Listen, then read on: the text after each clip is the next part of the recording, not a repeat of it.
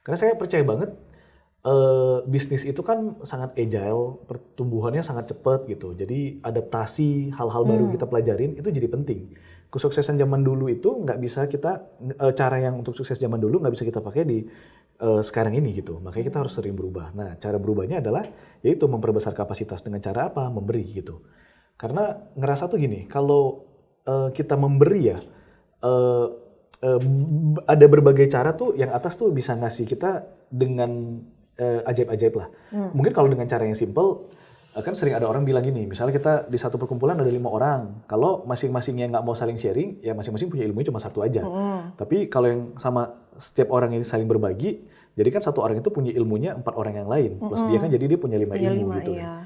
Nah itu kan sesimpel itu kan, tapi dalam hal-hal yang lain tuh, eh eh, istilahnya gini, matematikanya Tuhan tuh sama matematikanya kita tuh berbeda gitu. Iya, Nah iya, kalau kita iya. memberi, 1+1 itu nggak jadi cuma 2 gitu, tapi Oke. 1+1 itu Bisa mungkin jadi bisa 3, jadi 5, 4, bisa jadi ya. 10, bisa jadi 20 God's gitu. math ya. Iya, God's math lah. Nah dengan memberi jadinya seperti itu. Oke. Itu yang pertama. Kalau yang kedua adalah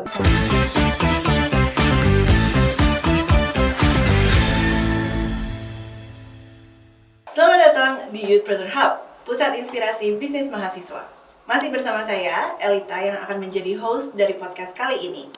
Kali ini saya juga kedatangan seorang tamu, Pak Riawan Tamin, seorang wirausahawan yang sudah berpengalaman.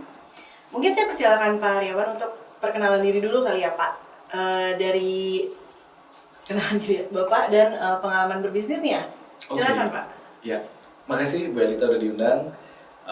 Nama saya Riawan, pengalaman bisnisnya jadi dulu dari selesai kuliah langsung berbisnis karena keluarga dari latar belakang memang pebisnis. Jadi memang dari kecil udah dibiasakan datang ke toko segala macam dan akhirnya jadi terbiasa jadi pebisnis. Nah awalnya sifatnya trading, jadi dulu itu kan mainnya fashion lah ya, masih lulus kuliah, jadi ambil baju kemudian dijual. Terus lama-lama ngeliat bahwa ada batasannya kalau memang kita cuma jadi trader doang tapi nggak masuk ke produksi, jadi ada kendala lah kalau misalnya kita mau jualan lebih banyak jadi nggak bisa. Nah jadi akhirnya mulai pelan-pelan coba ngelihat, ayo gimana kalau coba masuk ke produksi. Nah pas dijalanin, ternyata kan memang nggak mulus ya kalau jalan bisnisnya, akhirnya sempat bangkrut, sempat trauma juga nggak mau jadi pebisnis. Sampai satu momen ketemu saudara, terus kemudian diinfoin, ngobrol-ngobrol, diskusi, terus membuka pikiran. Akhirnya mulai berbisnis lagi, akhirnya join sama temen. Bisnisnya kita sebutnya industrinya fabric printing, jadi kain di print, kemudian diproduksi, kita jualnya satuan, kita terimanya satuan, tapi kita produksinya dalam bentuk massal. Jadi makanya teman-teman kalau mau berjualan itu bisa dapat harga yang murah, tapi mereka bisa jual lagi. Sedangkan di kita karena kita terimanya jumlahnya banyak, makanya kita juga biaya produksi yang murah, makanya kita bisa jual dengan harga yang lebih murah. Nah itu namanya custom.co.id. Waktu itu jalanin, bersyukur, saya percaya banget kalau di bisnis itu pasti ada momen-momennya. Jadi waktu itu kita masuk di momen yang pas, pertumbuhannya oke banget, kita jadi oke di Indonesia, terus kemudian kita sempat di beberapa negara, kita ada di Singapura, Malaysia, Filipina, Hong Kong. Jadi kita coba expand keluar, terus berjalan, terus kesempatan semuanya datang. Tapi waktu itu memang saya ngerasa bahwa kok bisnisnya berhasil, tapi saya ada kehilangan di satu sisi, yaitu waktu keluarga dan yang lain-lainnya. Nah kemudian ada temen ngelihat dan nawarin lah satu peluang bisnis lain di industri keuangan, lebih spesifiknya adalah di asuransi. Nah jadi sekarang ini saya jalaninnya di asuransi itu. Itu Bu pengalamannya. Baik-baik. Baik ya. Bapak, kalau saya boleh tahu nih, berapa lama tuh yang trading yang awal yang keluarga lakukan? Oh oke. Kalau keluarga tuh dari saya lahir memang orang tua itu udah berbisnis ya. Jadi dulu itu tokonya toko lampu hias di daerah Jakarta, namanya di daerah Pinangsia. Nah jadi karena kan bentuknya konvensional banget tuh. Jadi buka toko, nunggu orang datang jualan. Nah cuman kalau anak muda kan melihat kayak gitu, kok kayaknya nggak sesuai passion, rasanya gitu dulu awalnya. Jadi kayak ya udah jalanin. Dulu suka diiming-imingin kalau misalnya mau beli PlayStation, mau beli TV ditaruh di kamar, harus kerja dulu pas waktu lagi liburan gitu. Nah dari sana mulai terbiasa tuh ngeliat-ngeliat seperti itu. Akhirnya kemudian pas terjun di trading sendiri di bidang fashion, itu kurang lebih persisnya saya lupa. Pokoknya dari perjalanan awal sampai saat ini kurang lebih udah sekitar 20 tahun lah berbisnis lah gitu. Dan itu masih berjalan nggak yang fashionnya? Yang fashion yang sama temen yang custom ID itu masih berjalan sampai Masih saat ini. berjalan. Itu berarti udah hitungannya bisnis internasional ya Pak? Ya disebutnya gitu ya, karena Iya. udah keluar negeri ya, Keluar negeri. benar. Dapat juga ya bisa sampai keluar gitu ya. Iya. Banyak hal menurut saya ya memang di bisnis itu kan, kalau orang suka bilang kan, kalau di bisnis itu kayak kita nungguin bus di halte gitu. Jadi kesempatan tuh selalu datang, tinggal kita mau ngambil apa enggak. Nah, jadi kita juga ngerasa bahwa waktu itu kita bisa berbisnis sampai keluar pun, ya karena memang ada kesempatan-kesempatan yang datang, tapi kita ambil, kita lihat kayaknya bagus terus kita ambil. Nah, saya percaya setiap pebisnis itu juga pasti ada kesempatan-kesempatan seperti itu. Cuma kadang-kadang antara mereka mengambil apa enggak. Nah, kalau dulu di kita tuh momennya karena kepepet. Jadi iya. Zaman dulu itu ngeliat ada momen di mana ada isu bahwa duitnya uang rupiah itu akan dipotong. Jadi misalnya 1.000 jadi 1 juta jadi 1.000. Ya ide bodoh-bodohan kita cuma berpikir bahwa kalau memang itu terjadi, kalau kita punya dana di luar negeri, nah itu akan lebih enak gitu. Nah kebetulan ada kesempatannya, terus kita lihat momennya ini oke, ya jadi kita masuk. Nah, jadi pertama kali masuk kan pasti banyak ketakutan ya. Nah makanya kita sebutnya seringkali itu kesempatan datang, terus cocok, ya udah kita ambil. Nah awalnya deg-degan, nggak ngerti prosesnya di luar negeri seperti apa, tapi begitu dijalanin, udah tahu caranya, akhirnya jadi bergulirnya jadi kayak ngerasa bahwa oh di satu negara ini aja bisa, pasti tantangan-tantangan berikutnya mungkin ada yang lebih sulit, ada yang lebih mudah, tapi polanya pasti akan sama, akan berulang gitu. Jadi makanya itu membuat kita jadi berani untuk ya udah kita coba lagi yuk ke negara-negara lainnya. Nah itu sih Bu. Kalau kesempatan itu kan berarti faktor eksternal ya Pak. Iya. Dan internalnya cuman seperti kita menyambut itu atau tidak gitu kan, kesempatan itu atau tidak kan. Iya. Topik kali hari ini kita akan fokusnya sebenarnya kepada pola berpikirnya wirausahawan. Kalau dari pengalaman Bapak sendiri, sebenarnya pola pikir seperti apa sih Pak yang harus dimiliki oleh seorang wirausahawan? Oh oke. Pertanyaan bagus, simple jawabannya mikirnya panjang jadinya. Menurut saya ya, kalau mau disimpelkan yang paling penting itu buat saya pertama etos kerja. Jadi pola pikirnya ya, maksudnya jadi orang yang memang tahu bahwa kerja keras itu bagian penting dalam berbisnis gitu. Nah itu mindset yang harus dimiliki dulu. Bekerja keras gitu ya. Bekerja keras. Karena mungkin dulu apalagi di zaman-zamannya saya waktu masih muda ya, itu dulu sering dibilang tuh bahwa harusnya bekerjanya smart daripada bekerjanya hard gitu. Yeah. Ya. Itu benar adanya, tapi untuk mencapai sampai titik itu harusnya kita kerja keras dulu. Jadi saya selalu percaya bahwa yang membuat sebuah bisnis berhasil itu pasti etos kerja itu jadi nomor satu. Jadi punya disiplin. Disiplin itu kan kita bicara melakukan sesuatu yang sebenarnya kita nggak suka, tapi mau nggak mau kita lakukan. Bangun pagi dan harus, konsisten gitu ya. Dan konsisten, betul. Nah itu kan yang sesuatu yang sebenarnya sulit, tapi memang mau harus dilakukan. Nah, yang pertama menurut saya pola pikir etos kerja, sama yang kedua nggak mudah menyerah ya, karena bisnis itu kan kayak saya suka ngeliat tuh bisnis itu buat saya tuh bukan sebuah pencapaian. Jadi kalau zaman dulu saya muda tuh ada yang suka bilang bahwa pengen jadi pebisnis. Seringkali itu dianggapnya berbisnis itu adalah sebuah tujuan. Jadi udah nyampe di sana, udah euforianya dapat, akhirnya jadi pengusaha. Begitu ketemu masalah, terus kaget, aduh, kok ternyata nggak semudah itu ya jadi pebisnis ya, akhirnya jadi down. Nah, mungkin kayak pernikahan ya. Kalau orang mempersiapkan pernikahan, kan setelah pas waktu acara mulai selesai, itulah baru dimulainya kehidupan pernikahan. Jadi menurut saya juga sama tuh kalau berbisnis itu, memang kita misalnya aimnya mau jadi pengusaha, tapi begitu kita memutuskan jadi pengusaha, nah kehidupan jadi pengusaha itu baru mulai. Nah kalau kayak seperti kita kerja, kita kuliah segala macam kan, pas begitu kita mulai, pasti tantangannya banyak tuh. Tugas. Ya tugas misalnya ya. Ujiannya susah, ketemu dosennya ngejar killer, dosen. Gitu. Ya, ngejar dosen gitu-gitu kan ya. Dosennya sombong gitu. Nah, dipanggil nggak nyaut, ternyata salah panggil nama. Nah kayak gitu-gitu ya. Itu kan tantangan-tantangan di dalam kehidupan ya. Menurut saya kalau di bisnis juga sama, pasti ada tantangan-tantangannya. Nah seringkali yang bikin orang mungkin ngerasa bahwa bisnis itu sulit adalah gampang nyerah. Dulu ada istilah tuh kalau kita di bahasa Mandarin, Mandarin. Tapi saya nggak bisa sebutin bahasa Mandarinnya.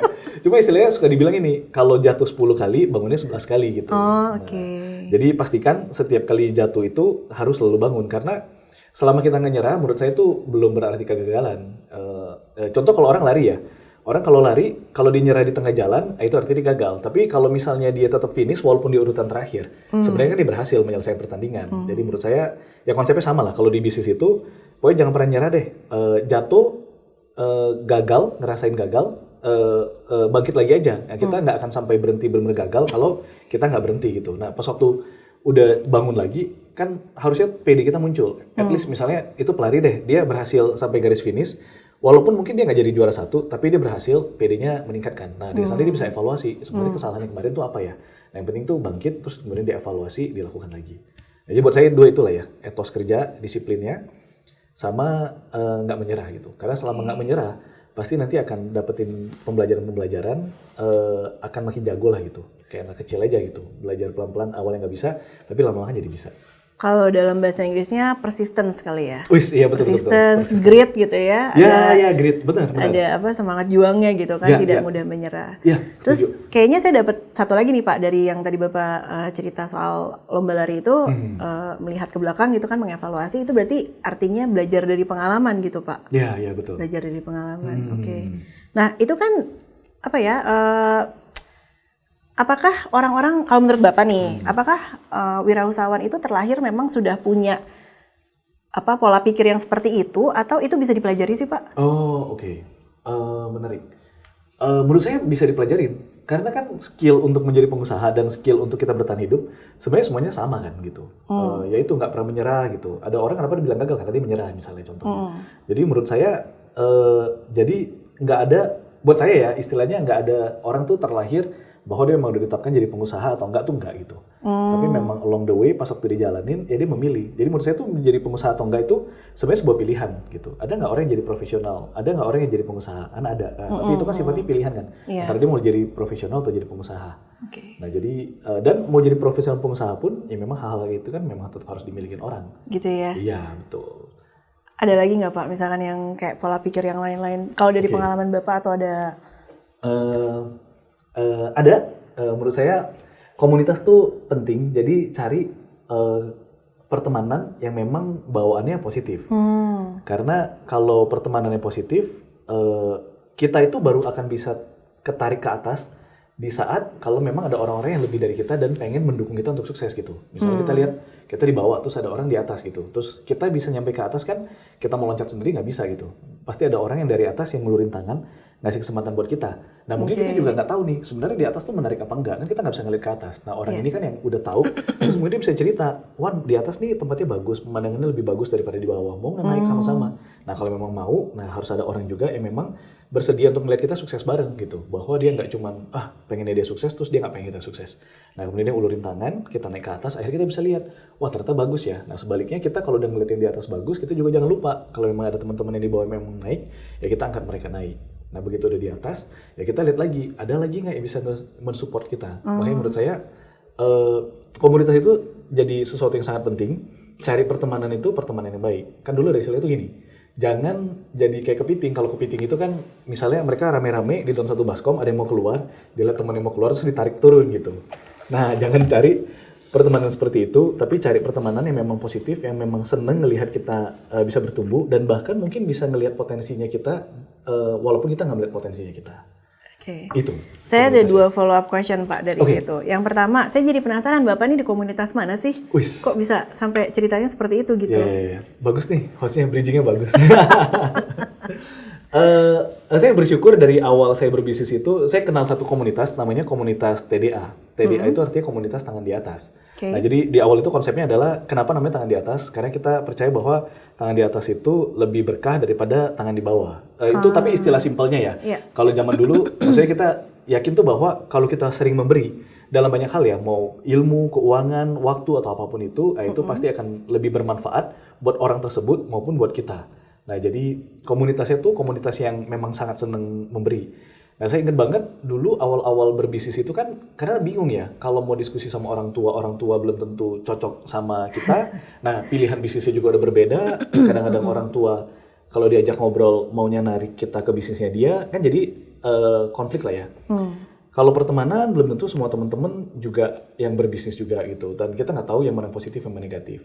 Nah sampai saya ketemu komunitas TDA ini, saya ngerasa nyaman tuh karena buat kita orang keturunan Chinese tuh dulu ada istilahnya gini, kalau lu punya ilmu sampai level 8, jangan pernah ajarin orang tuh sampai level 8, ajarin sampai level 7 aja, supaya suatu hari nanti kayak guru silat ya? Iya kayak gitu, kayak guru silat lah, supaya nggak dikalahin gitu kan.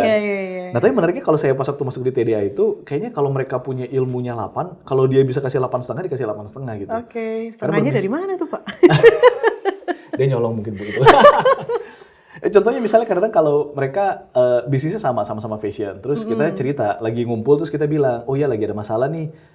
Misalnya kita produksi hasilnya nggak bagus atau ternyata kita mintanya tanggal 2 dia baru selesai tanggal 8 sedangkan kita harus ngasihnya tanggal 5 gitu. Nah mereka tuh nggak cuman kayak oh dulu gue pernah ngalamin kayak gini tapi mereka tuh langsung Wan mau nggak gue tuh punya supplier yang lebih bagus, which is kalau dia ngasih supplier kan berarti itu kayak udah dapur perusahaan dia punya rahasia dikasih tahu ke kita kan. Oke. Nah mereka tuh dengan willing banget untuk melakukan hal itu. Nah hal-hal kayak gitu sih yang kayak pas ngeliat tuh jadi wow. Dan pertama kali saya masuk, saya enjoy-nya tuh mereka nggak melihat batasan usia, mau muda mau tua. Mereka lihat pokoknya yuk kita sama-sama mau bangun bisnis di Indonesia, ayo kita sama-sama support aja gitu. Jadi yang baru berbisnis pun mereka welcome banget, apa pertanyaannya dijawab.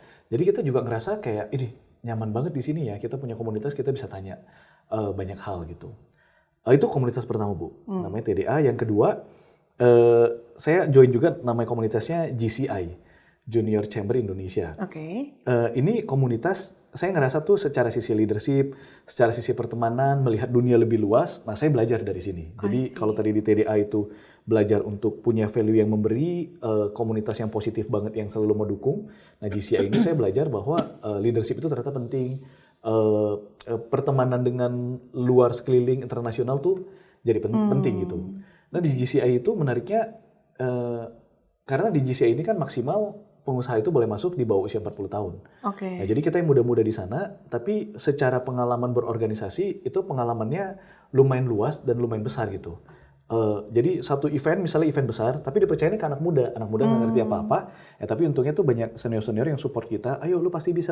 Nah di sana kita juga jadi berkembang gitu. Untuk nambah pengalaman juga ya. Untuk nambah pengalaman. Mereka jadi belajar dari pengalaman kan. Betul. Dan itu kan which is mungkin sesuatu yang kita belum hadapin di bisnis kita. Misalnya karena bisnis kita masih bertumbuh gitu. Tapi kita udah punya pengalaman itu dulu. Jadi one day di saat kita memang udah punya kesempatan seperti itu, ya kita sendiri juga udah siap untuk lakukan yang lebih lagi lah gitu. Oke. Itu sih Bu. Pertanyaan kedua terkait tadi yang cerita Bapak itu, kalau misalkan belum masuk ke sebuah komunitas nih, tapi kita punya network yang besar, apakah itu cukup membantu Pak? Karena networking itu kan juga skills kan ya sebenarnya ya. Iya. Nggak tahu apakah itu menjadi, mungkin bukan pola pikir sih, tapi lebih ke skills ya. Iya. Wah, bagus nih Bu. Pertanyaan simpel tapi sulit dijawabnya. Menurut saya gini, benar networking itu untuk kita punya banyak, karena kan ada yang bilangin ya, your network is your net worth gitu. Ya, karena makanya network itu penting. Tapi saya ngerasa bahwa network itu perlu kita kembangin jadi komunitas. Kenapa? Karena komunitas itu dimana kita tuh nggak cuma datang terus kita pulang. Jadi didateng ngobrol terus kita pulang, nggak berkontribusi. Tapi kalau di komunitas itu kan kita bisa berkontribusi di dalamnya. Dan secara bisnis itu kan kebanyakan dibangun dari hubungan yang baik ya. Nah hubungan baik itu akan dirasakan di saat kita bisa terjun di dalam komunitasnya. Oh, Rio ini memang orangnya suka membantu, memang mau terlibat di dalamnya. Terus karena kita membantu di dalamnya, akhirnya jadi kelihatan. Oh memang dia punya kelebihannya, misalnya dalam memanage sistem, dalam misalnya network keluar, dalam misalnya berteman secara cepat gitu. Nah itu kan masing-masing punya kelebihannya kan.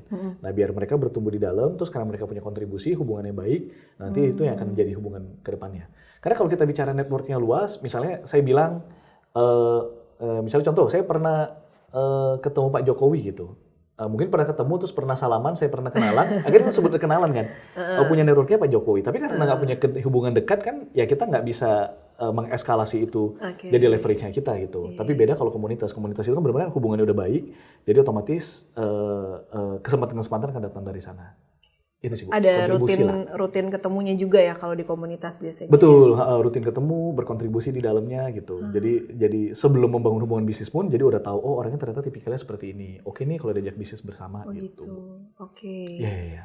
Nah, terkait dengan komunitas yang tadi Bapak ikuti kan ada 2 nih. Kalau misalkan boleh ditarik kayak 1 atau 2 hal yang Bapak pelajari dari komunitas kedua komunitas tersebut apa tuh Pak? Berarti 4 ya? Kan 1 atau 2? Ya. Waduh. Enggak lah. Maaf. 1 dari Oke. masing-masing. Itu sih kalau yang saya belajar tuh yang paling saya belajar ya. Yang pertama tuh memberi kemudian ikhlas gitu. Kalau memberi itu, yang tadi saya bilang ya, karena dari kecil kita sering diajarinnya adalah itu, kalau ngasih jangan semuanya, kasih setengah-setengah aja. Akhirnya nggak punya konsep, punya hati yang besar jadinya gitu. Otomatis hatinya jadi picik seolah-olah. Jadi kalau ngeliat kesuksesan orang jadi kayaknya, loh kok dia bisa, gua nggak bisa, jadi sirik gitu. Nah tapi kalau dengan memberi, akhirnya kita juga memahami bahwa kalau kayak kan kita percaya bahwa segala sesuatu itu pasti datangnya dari atas gitu. Nah dari atas itu kan kalau dia mau ngasih, kalau wadah kita tuh cuma bisa dikasih sebesar wadahnya kita gitu. Yang kita sanggup terima. Yang kita sanggup terima, betul.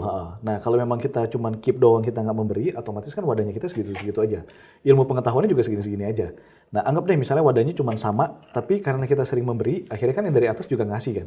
Akhirnya kita punya ilmu baru. Karena punya ilmu baru, berarti wawasan kita bertambah luas, wadahnya juga bertambah. Nah karena wadahnya bertambah, dikasihnya makin banyak, otomatis wadah kita makin bertambah lagi, nah kita bisa masuk kemana-mana tuh gitu. Karena saya percaya banget, bisnis itu kan sangat agile, pertumbuhannya sangat cepat gitu. Jadi adaptasi hal-hal baru kita pelajarin itu jadi penting. Kesuksesan zaman dulu itu nggak bisa kita, cara yang untuk sukses zaman dulu nggak bisa kita pakai di sekarang ini gitu. Makanya kita harus sering berubah. Nah cara berubahnya adalah yaitu memperbesar kapasitas dengan cara apa? Memberi gitu. Karena ngerasa tuh gini, kalau kita memberi ya, ada berbagai cara tuh yang atas tuh bisa ngasih kita dengan ajaib-ajaib lah. Mungkin kalau dengan cara yang simple, kan sering ada orang bilang gini, misalnya kita di satu perkumpulan ada 5 orang, kalau masing-masingnya nggak mau saling sharing, ya masing-masing punya ilmunya cuma satu aja. Tapi kalau yang sama setiap orang ini saling berbagi, jadi kan satu orang itu punya ilmunya 4 orang yang lain, plus dia kan jadi dia punya 5 ilmu gitu kan. Nah itu kan sesimpel itu kan, tapi dalam hal-hal yang lain tuh, istilah gini, matematikanya Tuhan tuh sama matematikanya kita tuh berbeda gitu. Nah kalau kita memberi, 1 plus 1 itu nggak jadi cuma 2 gitu, tapi 1 plus 1 itu bisa mungkin jadi bisa 3, jadi 5, 4, bisa jadi ya. 10, bisa jadi 20 God's gitu. math ya. Iya, God's math lah. Nah dengan memberi jadinya seperti itu. Itu yang pertama. Kalau yang kedua adalah ikhlasnya. Makin banyak berkomunitas, kita akan makin sering melihat orang-orang yang berhasil, orang-orang yang punya pengetahuan yang lebih besar. Ya kita punya referensi yang lebih besar lagi. Nah, dengan kita ikhlas menerima orang lain masuk ke dalam komunitas kita ikhlas melihat orang lain lebih berhasil daripada kita, tanpa kita sadarin, itu juga memperbesar kapasitas diri. Menurut saya tuh, referensi dan pengetahuan kita melihat dunia itu makin besar, akan membawa kehidupan kita itu juga akan makin lebih baik gitu. Nah, dengan berkenalan dengan orang, dengan ikhlas, dengan punya hati yang besar, kita bisa lihat peluang-peluang bisnis di tempat lain. Nah, itu akan membawa kita ke level-level yang jauh lebih baik gitu. Misalnya, dulu hanya jualannya baju gitu. Terus nggak pernah kepikiran untuk jualan, misalnya dulu cuma jualannya baju polos gitu ya. Terus nggak kepikiran untuk jualan jaket, karena ngerasa bahwa itu caranya udah berbeda gitu. Tapi dengan ketemu orang, terus ternyata orang yang memang punya keahlian dalam menjahit, kita punya bahannya, ya kan bisa jadi kolaborasi kan. Nah kita nggak melihat itu sebagai persaingan gitu. Karena kadang ada orang ngerasa bahwa, wah orang akan beli jaket, akhirnya nggak beli bajunya saya. Akhirnya yaudahlah nggak mau berteman sama dia lah. Nah tapi ini kan berbeda gitu. Karena pada akhirnya saya ngeliat gini, saya tuh percaya bisnis itu buat saya harus kita sesuaikan dengan, kalau anggap kita main layangan ya, angin itu sangat menentukan layangan kita itu akan makin tinggi apa enggak. Kayak surfing juga. Ombak itu akan menentukan kita tuh bisa berselancar dengan smooth atau enggak. Kalau orang punya skill, dia punya skill layangan jago itu. Tapi kalau angin yang nggak mendukung layangan untuk naik, ya udah akan segitu-segitu aja walaupun skillnya jago. Begitu juga sama dengan surfing. Skillnya jago tapi kalau ombak yang nggak mendukung akan gitu-gitu aja. Nah di bisnis saya juga percaya seperti itu. Kita harus lihat angin bisnis ini lagi bergeraknya ke arah mana. Indonesia nih lagi memang misalnya saat ini pertumbuhannya jadi negara berkembang. Apa sih yang lagi mau didorong sama pemerintah untuk membuat ini jadi negara berkembang? Industri apa yang akan terdampak gitu. Nah, menurut saya itu penting untuk kita lihat supaya jangan sampai kita punya skill yang bagus, tapi karena referensi kita ngelihat bisnis-bisnis yang lainnya sempit, akhirnya kita jalan di sana aja.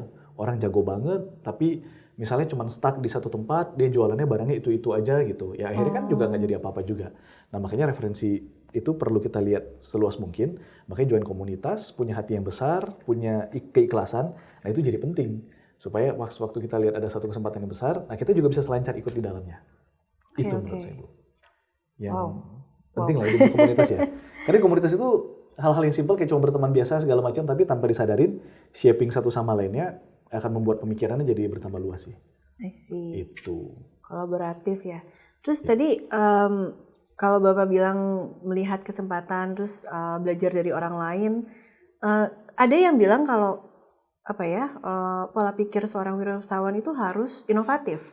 Oke. Kalau misalkan nggak terlalu inovatif gimana Pak? Oh. Tapi ada bisnis yang misalkan mungkin lebih melihat peluang kali ya. Kayak ini ada nih kayak tadi Bapak bilang baju gitu ya, baju terus ada peluang ternyata jaket juga bisa gitu. Tapi kan sebenarnya kalau dibilang secara inovasi kan nggak ada inovasinya ya jaket ya maksudnya. Oke. Ya, kayak gitu. Jadi maksudnya apa peran inovasi itu penting nggak di dalam berbisnis gitu dan apa perannya ya? Ya. Yang dari tadi pertanyaannya simpel tapi sulit.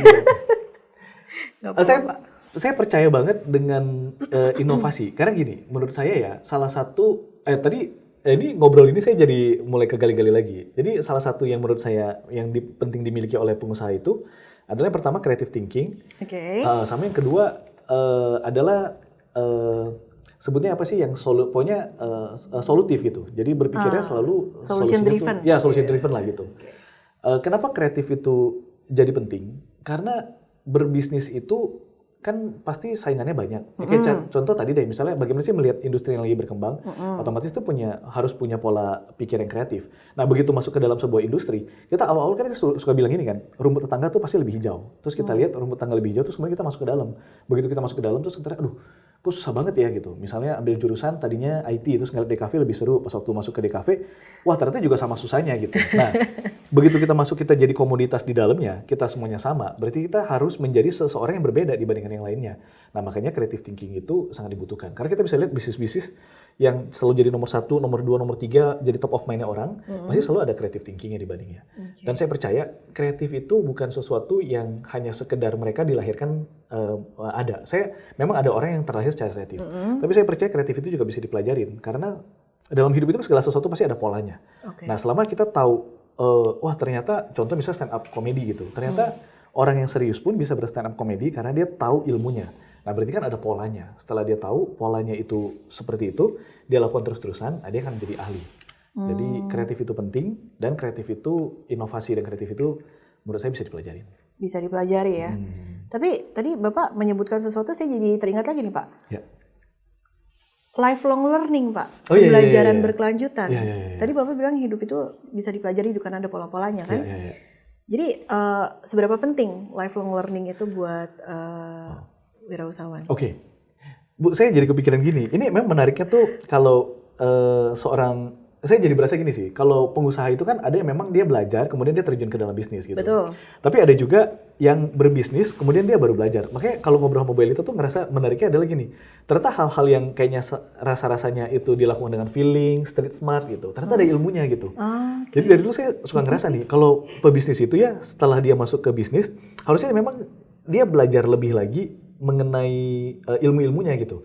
Karena mungkin sesuatu yang menurut dia feeling dan ini adalah kunci sukses dia, ternyata ada ilmunya. Nah, kalau orang tahu ilmunya, kan akan lebih mudah untuk diduplikasi. Kita berbisnis kan nggak mau jalanin selamanya gitu-gitu aja kan. Yeah. Kita pasti pengen punya tim, kita pasti pengen ngembangin sistemnya. Nah, syarat untuk bisa ngembangin sistem adalah tahu polanya, bisa dideskripsikan dalam sebuah ilmu, baru bisa diduplikasi. Nah, makanya menurut saya tuh pebisnis itu sebenarnya penting untuk mempelajari segala sesuatu. Nah, masuk ke lifelong learning itu ya pembelajaran tidak ada berhentinya itu ya. Nah, saya bisa bilang salah satu hal yang perlu dilakukan sama pebisnis itu juga adalah jangan berhenti belajar. Bahkan gini, spesifiknya gini deh, pebisnis harus banyak baca buku gitu. Karena dari buku itu kan kita bisa, yang tadi ya referensinya jadi lebih luas lagi, kita bisa tahu lebih banyak lagi gitu. Yeah. Jadi menurut saya kalau sebagai seorang pebisnis, bisnisnya udah settle segala macam, harusnya dia meluangkan waktu secara sengaja, konsisten dan disiplin setiap hari. Yeah. Misalnya minimal nggak bisa lama gitu, ya 10 menit dulu aja, atau mulai dari 5 menit dulu aja. Baca buku yang dia tertarik dulu, nanti dijadiin kebiasaan, kalau bisa ditingkatkan terus-terusan. Jadi sehari setengah jam, sehari 1 jam. Karena menurut saya tuh berbisnis itu harusnya akan lebih baik. Berbisnis tuh makin lama, waktu yang kita pakai makin dikit, tapi hasilnya makin lebih banyak. Dengan cara apa?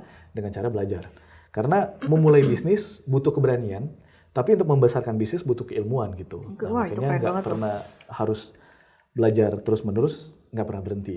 Membuat bisnis butuh Iya, memulai bisnis itu keberanian. butuh keberanian. Tapi untuk membesarkan bisnis butuh keilmuan. Oke, gitu. membesarkan bisnis butuh keilmuan. Betul. Oke, Pak.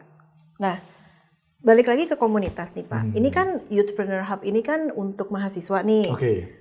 Kalau mahasiswanya belum punya bisnis, bisa nggak masuk ke komunitas? Bisa menurut saya. Bisa banget karena gini. Kan kalau tadi bicara misalnya bisa nggak sih masuk komunitas kewirausahaan gitu. Walaupun si anak muda ini belum punya bisnis ya. Berarti buat satu sisi buat anak muda mahasiswa ini adalah dia butuh pengalaman dan melihat wirausaha lebih dalam lagi supaya dia terpapar lebih banyak. Betul. Nah satu sisi di komunitas ini sebenarnya komunitas tuh sangat butuh darah-darah segar dari anak-anak muda gitu. Kok serem ya Pak istilahnya? Jadi Darah-darah karena segar, baik. ada simbiosis mutualisme, Ya. pasti akan saling menerima. Jadi jangan ragu, tapi saya memahami. Karena dulu saya juga berpikir gitu, kalau nggak punya bisnis, kalau masuk komunitas, jadi gimana ya pembelajarannya akan jadi efektif apa enggak, mereka akan terima apa enggak gitu. Nah kalau secara penerimaan, komunitas pasti akan menerima. Bahkan komunitas itu akan selalu tertarik dengan anak muda, karena nggak cuman bisa ngebantu mereka secara tenaga, tapi juga ide-idenya. Kan sekarang ini generation gap itu makin kecil ya. Kalau dulu kan mungkin selisih 20 tahun baru pola pikirnya berbeda gitu. Kalau sekarang mungkin selisih 6-7 tahun aja udah berbeda. Iya betul. Zaman saya Instagram banget, begitu masuk ke TikTok suka bingung cara mainnya gimana ya gitu. Nah padahal mungkin cuma hanya selisih 6-7 tahun gitu. Nah menurut saya anak-anak muda ini juga dibutuhkan sama teman-teman di komunitas supaya untuk lebih dapat fresh idea, untuk bisa lebih berkomunikasi gitu. Nah jadi saya justru mau mendorong mahasiswa itu jangan pernah ragu untuk masuk komunitas. Jangan pernah ngerasa bahwa oh nggak ngerti apa-apa, nyaman apa enggak gitu. Justru janganlah. Join aja, nanti bisa ngerasain lebih banyak hal di dalam. Karena yang tadi lagi, misalnya kalau contoh di GCI gitu kan, akan dikasih kesempatan yang lebih banyak gitu. Ngurusin event internasional, nggak punya pengalaman, jadi belajarnya lebih banyak. Nah nanti tanpa disadarin hal-hal kayak gitu, akan kepake banget nanti pas waktu dia berbisnis. I see. Itu Bu. Oke. Mungkin 2 pertanyaan terakhir kali ya Pak. Yang pertama itu, tadi istilahnya bukan ini sih, tapi yang terpikir sama saya tuh tiba-tiba kayak bagaimana ketika kita membuat bisnisnya itu karena power of kepepet gitu. Oh oke. Itu kan berarti yang tadi Bapak bilang ya, mereka belum punya pengalaman berbisnis tapi mau nggak mau harus membuat bisnis gitu. Itu ada tips and tricks atau misalkan apa ya, kayak sesuatu yang bisa disampaikan kepada mungkin teman-teman mahasiswa yang kena power of kepepet gitu untuk membuat suatu bisnis. Oke, power of kepepetnya berarti antara misalnya memang benar-benar karena kepepet ataupun karena paksaan dari pihak kampus misalnya gitu. Gitu kan atau mungkin lebih ini kali ya. Kalau misalkan berarti untuk yang sudah mau lulus nih, belum dapat kerja, akhirnya mereka kepikiran kayak bisnis dulu aja kali ya gitu ya. Karena dulu saya pernah kayak gitu Pak. Saya pernah saya tuh seneng banget sama gap year ya. Kadang-kadang kelamaan gap year-nya, terus tiba-tiba tuh kemarin kayak kepikiran gitu. Kok bosen ya nggak ngapa-ngapain, bikin usaha lah gitu. Terus akhirnya mulai tuh kecil-kecilan bikin usaha cookies. Walaupun memang semua masih sendiri gitu. Kenalkan saya CEO-nya, sosial medianya, kurirnya gitu kan. Tapi itu misalkan kayak untuk apa ya, istilahnya kayak nge-boost wirausahawan kepepet seperti ini, apakah ada sesuatu hal yang bisa disampaikan Pak kira-kira? Menarik. Saya percaya banget bahwa akses menuju orang jadi pebisnis itu kan pasti berbagai cara. Nah salah satunya adalah power of kepepet itu. Jadi power of kepepet juga apalagi kalau masih muda ya. Karena kalau siklusnya berbisnis itu kan adalah lakukan, terus misalnya antara gagal atau berhasil. Kalau gagal dia kan bangkit lagi, kemudian dia belajar, kemudian dia lakukan lagi. Siklusnya pasti akan muter-muter di sana. Karena berbisnis itu kan ada ilmunya, tapi belum tentu pas waktu di lapangan kita ngalamin hal yang sama. Makanya saya percaya ada satu pengusaha namanya Dahlan Iskan, dia pernah bilang kalau bisa dari sejak sedini mungkin, semudah mungkin abisin dulu jatah gagalnya. Jadi which is mau kepepet mau enggak apa-apa, berbisnis saja. Tapi yang paling harus penting diingat yang tadi yang pertanyaan awal tuh mindsetnya apa? Mindset itu adalah harus berani gagal. Kalau udah jatuh harus berani bangkit lagi gitu. Tujuannya adalah kenapa? Karena habisin jatah gagalnya itu. Apalagi kalau masih muda. Kalau masih muda, masih agile, semangatnya masih oke, tanggungan belum ada, cicilan belum banyak. Jadi pasti kan gerak sana sininya lebih gampang dan lebih mudah. Jadi sejak sedini mungkin bisnis ngalamin jatah gagalnya dihabisin dulu, akan lebih enak nanti ke depannya gitu. Jadi kepepet oke banget. Justru lakukan aja. Yang penting itu gagal, belajar apa, lakukan lagi. Oke. Berarti pas banget tuh buat para mahasiswa yang dapat kelas kewirausahaan karena mereka harus membuat sebuah bisnis tuh, Pak. Oke, ya. Nah. Oh itu bagus banget tuh. Ya. Karena kan dipaksa ya. Kalau misalnya kadang ada orang yang bingung bisnis apa atau ada ketakutannya gitu. Tapi karena dipaksa, akhirnya mereka jalanin gitu. Dan ternyata mungkin ada yang jalanin ngerasa bahwa oh ternyata nggak sesuai dibayangin. Atau malah ketemu hal-hal yang menarik di dalamnya. Gitu. Ada salah satu kampus yang saya tahu itu mereka memang mendorong mahasiswanya juga untuk memulai bisnis dan mereka harus belajar dari situ. Beberapa itu ada yang sampai akhirnya melanjutkan setelah lulus. Nice. Ya. Ya. Oke, Pak, pertanyaan terakhir.